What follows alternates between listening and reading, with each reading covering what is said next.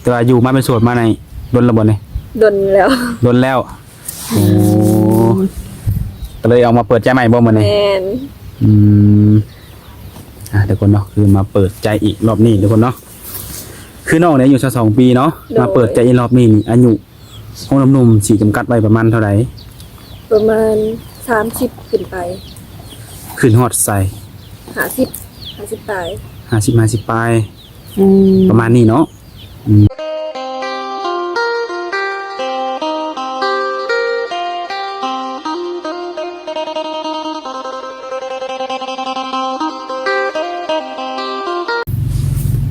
นี่แหละทุกคนเนาะคือโสมหน้าตาที่สาวโสดที่ได้กล่าวไว้เนาะโดยเอาสบายดี สบายดี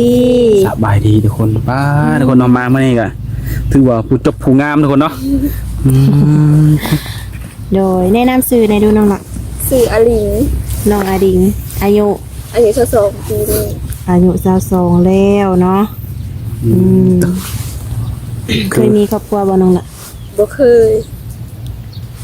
บ่เคยเนาะ แม่น เคยโอรมผู้บ่าวอยู่บ่ซะ เคย เคยอยู่เนาะโอรมผู้บ่าวนี่เนาะ โดย แต่ยังบ่เคยสร้างครอบครัวเนาะ แม่น โดยจะเป็นมาจังได๋ซะมื้อนี้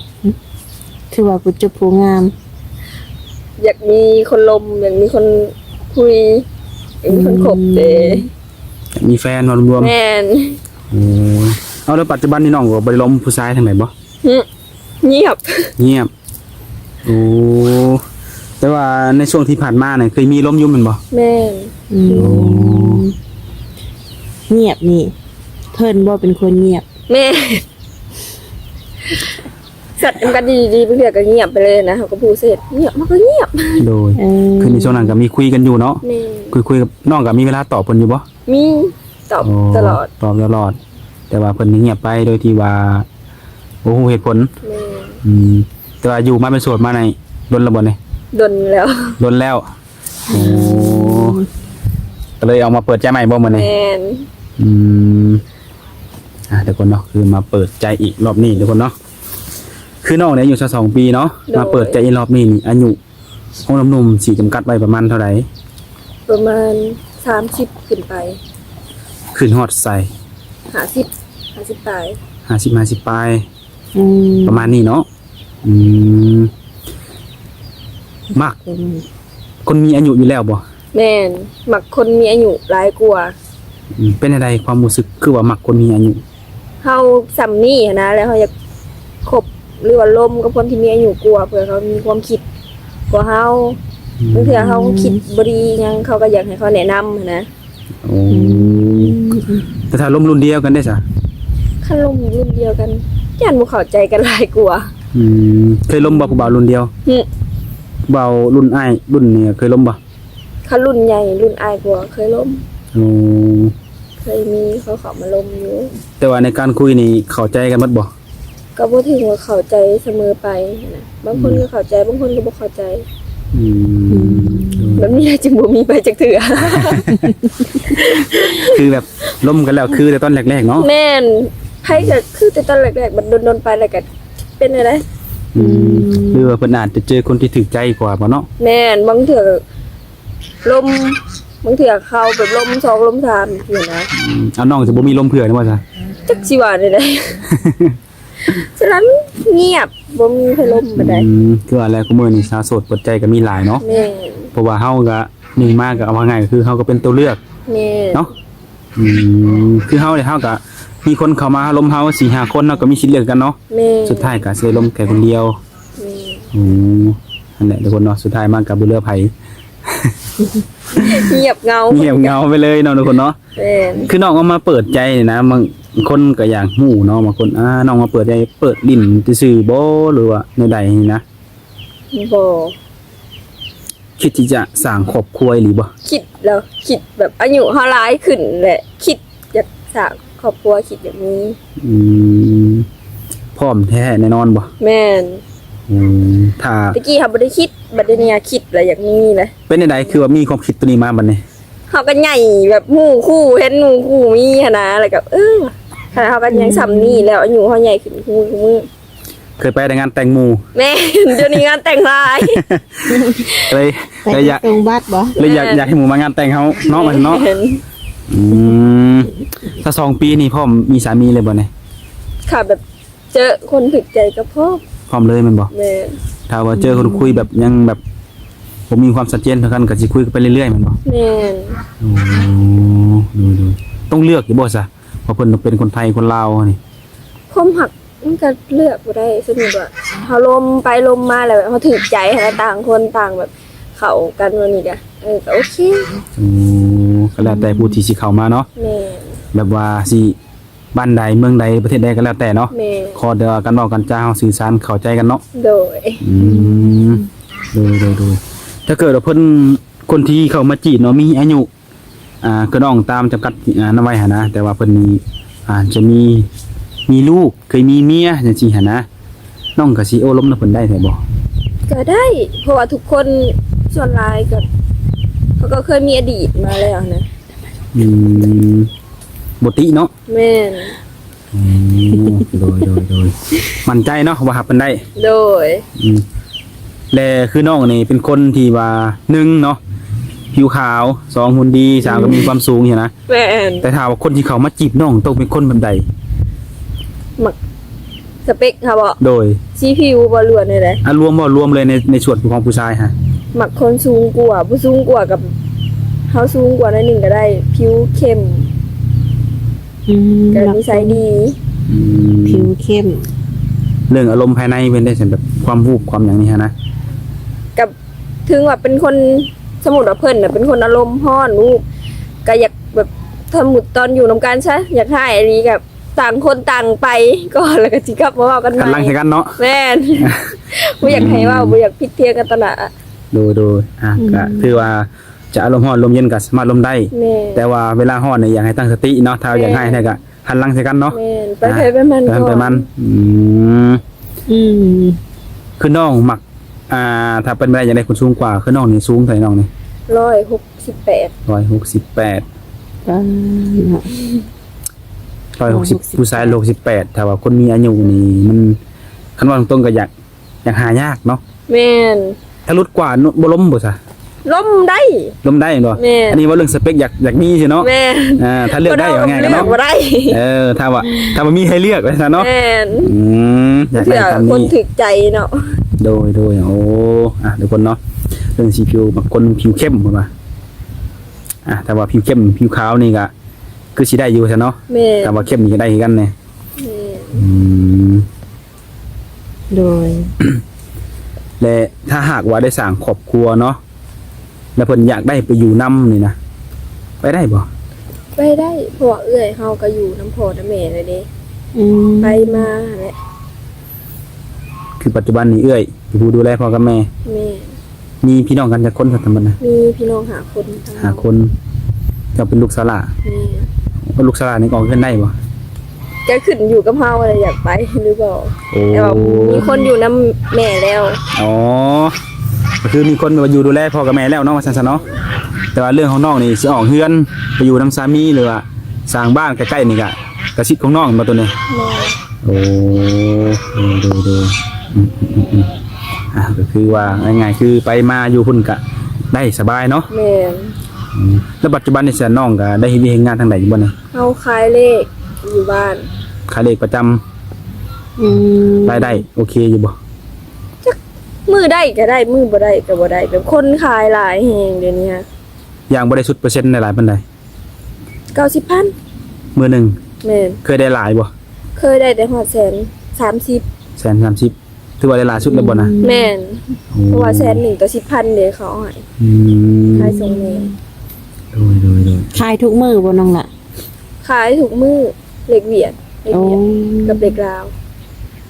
เคยซื้ออยู่บ่ผู้ขายนี่ ซื้ออยู่บ่ถือ แต่ว่าเปอร์เซ็นต์ไปนำซื้อแม่ แม่ เนาะ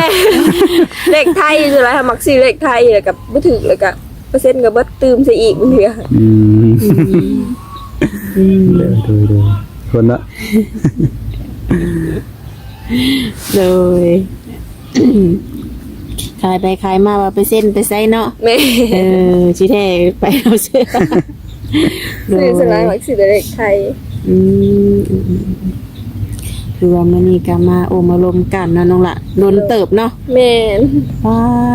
ได้คิดว่าน้องมีสู่มีแฟนไปได้นี่ เคยมีเนาะ เคยมีแบบล่มกันหั่นนะล่ม คือ แล้วก็บ่มีแล้วก็โดนไปเลยก็เงียบ อืมเคยลมผู้บ่าวทางฝั่งไทยคุณบ่น้องละ แม่ เอ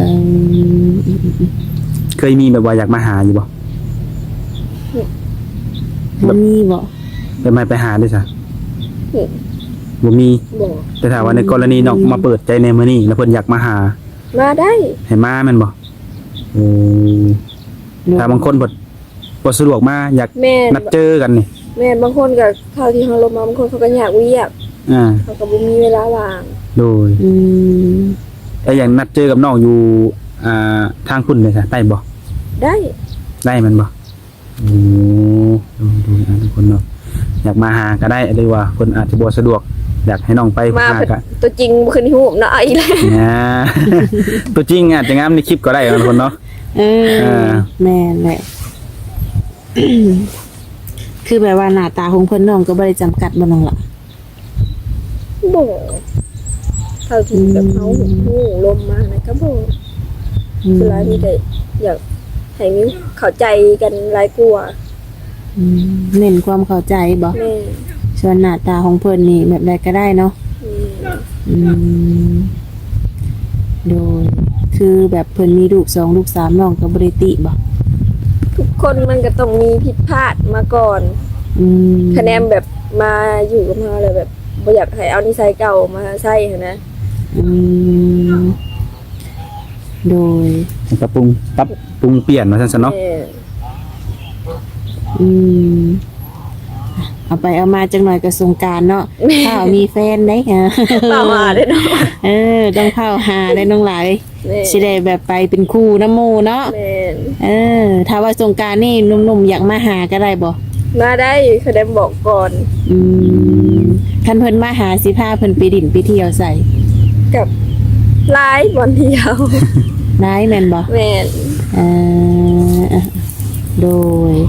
อ่ะ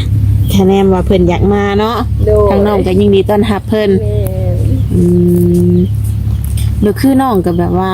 น้องก็เป็นผู้สาวเนาะ โดย มักไปดินไปเที่ยวอยู่บ่ มักสำหรับไปเที่ยว เออ ไปแข่งนั่นแข่งนี้ ไปเที่ยวต่างแขวงที่มันบ่ แม่น โดย มัก บนได้สิว่าแบบน้องอยากไปที่สุดนะ อยู่ไปเมืองเฟือง อ๋อ เคยไปแล้ว มี บ่ แฟนอยู่แต่เนี่ยบ่เคยไปจักเทื่อกับมีแฟนในครอบครัวปีใหม่อยากไป อืมคือมีความตั้งใจมีความวางแผนไว้ แม่ ถ้ามีโอกาสเนาะอยากไปเที่ยวอยู่เมืองเฟือง โดย มันมีแหล่งท่องเที่ยวหลายบ่อยู่ มีหลาย อืม ตั้งไว้กับครอบครัวคณะอยู่ดีมีแฮง โดย อยากไปปีใหม่ โอ้อยากไปช่วงปีใหม่สงกรานต์นี้ แม่น ถ้ามีครูนำพาไปคือสิดีเนาะ มันจะได้อบอุ่นเนาะน้องหนาเนาะ แม่น มีพ่อมีแม่มีเอื้อยแม่มีนอนนะฮะมีคนคงใจไปนำนี่คือสิมีความสุขครับ แม่น โดยแล้วแต่ละมื้อน้องก็ขายแต่เลขนี่บ่ แม่นขายเลขแล้วก็ออกมานะ โอ้เฮ็ดนั่นอยู่นานออกมานาน ออกมาอยู่เพื่อนเอื้อยเด้บ่มีคนอยู่เขาไปอยู่เวียง โอ้ กับเบิ่งงูเอางูนี่แหละกับแต่เพราะว่าเอื้อยไปเวียงเลยนี่เพื่อนบ่มีพายุบัดนี้ มันอยู่เพื่อนอยู่เพื่อนเอื้อยเนาะ แม่น โดย คืออยู่มาในการเลี้ยงเป็ดเลี้ยงไก่แม่นบ่ แม่น อืม เป็ดไข่หลาย เนาะ ต้มกินได้อยู่บ่ไหน ได้ เผื่อว่ามี FC เนาะหนุ่มๆเพิ่นอยากมาดินนะได้อยู่เนาะ ได้ คิดมาหนุ่มๆเนาะโซ่เพิ่นเป็ดไก่เพิ่นลายนี่ แม่จะมายามบ่มีเพิ่นบ่ได้กิน น้องเฮ็ดเป็นบ่ ฮะ เรื่องเป็ดเรื่องไก่นี่ครัวเป็นบ่ กลัวเป็นยุงต้มไก่คันเห็ดเป็ดนะเฮาบ่เป็นแบบเห็ด โอ้ แบบพวกเลือดเปาะเลือดแปลงอะไรนี้ ได้แต่ไก่มันบ่ แม่น เฮ็ดอยู่ให้กินนี่เป็นเบิดแมันบ่ แม่นพอได้ ข้าวครัวนี่ถือว่าเรียบร้อยเลย แม่น เรียบร้อย พอ เฮ็ดบ่ เฮ็ดได้ เป็นเนาะ เรียบร้อยคือพอเห็นได้เนาะอ่า โอ้เนาะถ้าว่ามีสามีก็เฮ็ดกับข้าวกับน้ำให้สามีกินนี่ได้เนาะ แม่นว่ายาก เออค่ะทุกคนเลย เดี๋ยวนี้บ่ต้องน้องจัดการเองเหรอวะ แม่ เอน อ ถ้าว่ามีคนลมปักฐานแบบจริงๆจังๆน้องแล้วน้องสิเบิ่งใจกับเพิ่นดนบ่ก่อนสิไป ตัดสินใจเป็นสามีภรรยากัน ก็บ่ดอกเฮาสมุดลมกันน่ะประมาณเดือนหนึ่งเดือนปลายจริงว่าเฮาลมแล้วรู้สึกดีแบบว่าเข้ากันหันนะ อืม เขาก็เข้าใจเฮาเฮาก็เข้าใจเขาก็โอเค ตามระยะเวลากันลมกันเนาะ แม่ บางทีจะมักคอยคอยมักเจ้าบัดเรื่องนี้ใช้ใจคอความคิดแห่งตรงกันเนาะ แม่ มันก็จะได้เป็นสามีภรรยากันไว้เนาะถ้าว่าเขาอกเข้าใจกันแล้วพร้อมให้มาแต่งมาขอเนาะน้องล่ะ แม่ จิจัดใหญ่บ่ถ้ามีมื้อนั้น อยากมีอยู่ได้สักครั้งในชีวิต อ่า ครั้งหนึ่งในชีวิตเนาะก็ แน่ อยาน ก อนเนาะ แม่น จัดงานแต่งอะเนาะโดยก็แม่นความน้องว่าเนาะครั้งหนึ่งในชีวิตใครๆก็อยากมีเนาะน้องละ แม่น มีโมเมนต์ได้จับมือเขาประควันกับผู้ชายดีๆ ที่แบบเฮาอยู่แล้วอบอุ่นเนาะน้องล่ะเนาะ อืมทุกคนมีแต่ว่าฝากให้น้ำหนุ่มมาแล้วเนาะเขามาโอ้มาล้มสำหรับหนุ่มที่แบบว่าอยากสร้างครอบครัวหรือว่าอยากมีภรรยาเป็นสาวลาวเนาะ แม่น ก็มาลองอบรมกับเพิ่นกันอยู่สัก2 ปีด้วยความที่ว่าไปทางงานแต่งหมู่เรื่อยทุกคนเนาะ แม่นงานแต่งแกงดู เลยมีความคิดอยากมีสามีเนาะ แม่ อยากเชิญชวนหมู่มางานแต่งตัวเองบะสักเถื่อทุกคนเนาะ แม่น อืม วันนี้ก็ถือว่าบ่มีหยังได้เนาะน้องละเนาะ โดย วันนี้ก็มาเปิดใจหาแฟนเนาะ โดย เป็นไปได้ก็อยากได้สามีเนาะ โดย คือพร้อมสร้างพร้อมสาแล้ว อายุ22 ปีกำลังดีเนาะน้องละ แม่น โดย ถ้าว่ามีสามีอายุ50กว่าแบบนี้นะน้องก็พร้อมสิเอาลูกให้เพิ่นบ่น้องละ มันก็ขึ้นอยู่กับเฮาลงกันนั่นคือว่าลงแบบเข้าใจกันแบบคือเฮาเอาแหละเขาก็เข้าใจเฮาเฮาก็เข้าใจกันหันนะ อืม ตรงนี้มันก็โอเคแล้วประมาณ โดยคือว่าบ่มีปัญหาหยังเนาะ แม่ ขึ้นอยู่กับคน2 คนเนาะสิรวมกันแบบใดเข้าใจกันบ่ บ่อายบ่ซะแต่ว่ามี หมู่เฮาก็มีได้ บ่คนเมียอยู่กันนี่บ่ แม่น อืม ก็เบิ่งก็แบบเขาก็เทคแคร์ดีหันนะ อืม สำหรับเฮาคือเขาเอาแหละไปแต่งงานแต่งหมู่หลาย โดย คือในการที่ว่าอยากสร้างครอบครัวเนาะอายุ30ฮอด50กว่าจังว่าเนาะ แม่ ประมาณนี้พร้อมสร้างพร้อมสร้างกันได้ทุกคนเนาะ แม่ แต่สำคัญก็คือนิสัยใจคอเข้ามาโอ้มาล้มกันมันสิตกลงปรงใจกันได้หรือบ่เนาะ โดย ทางติดต่อได้หลายมีหยังไงให้เพิ่นนี่ มีไลน์กับเฟซ มี LINE มี Facebook เบอร์โทร WhatsApp มีบ่ มี มีเนาะเสียงได้เบิดบ่ โดย ถือว่าทางติดต่อนี่ก็บ่มีปัญหาเนาะ แม่ติดต่อ แจก ได้ ให้หมดเลยทุกคนเนาะคือในช่วงนี้น้องก็มีเวลาคุยอยู่แม่นบ่ มีคันสมมุติเป็นมือวันจันทร์วันพุธวันศุกร์เฮาก็ขายเลขหันนะ เวลาอาจจะลดลงเนาะ แม่น อาจจะยุ่งแบบเอาลูกค้าแน่ขายเลขให้เพิ่นแน่เนาะ อย่าตุกเลข โอเคทุกคนเนาะสำหรับมื้อนี้เฮาก็สิเอาเพียงซำนี้ก่อน โดย ไว้โอกาสหน้าเผื่อมีหยังต่างๆเกี่ยวกับน้องเพิ่นเฮาก็สิได้มาเบ็ดให้ใหม่เนาะ โดย โอเคก็มาปีนี้ก็ขอให้สมหวังสมหวัง โดย ให้ได้เนื้อคู่ให้ได้มีหมู่มางานแต่งน้องจักเทื่อซะเนาะ แม่น โดยโอเคนั่งหลายสบายดี สวัสดี